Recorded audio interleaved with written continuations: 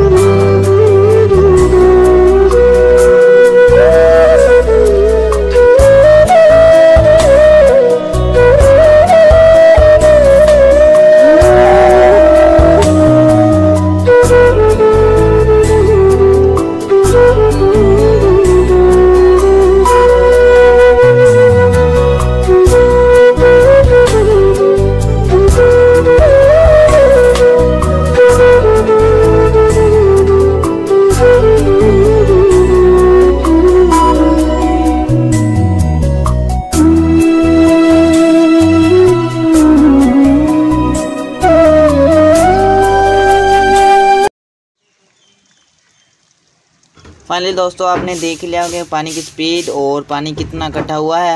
और फ्रेंड, आगे और भी आपको दिखाता हूँ इधर का एरिया का। तो गाइस, पहले बारिश थम गई थी, अब बारिश जो है ना फिर से शुरू हो गई है। और ये देखें, इधर बारिश फिर शुरू हो गई है।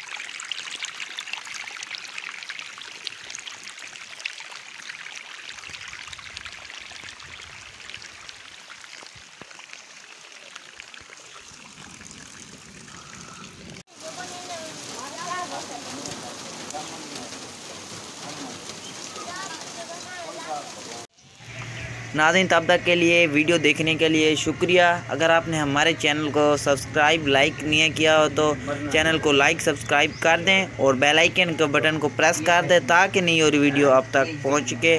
और नाज़रीन मिलेंगे नेक्स्ट वीडियो के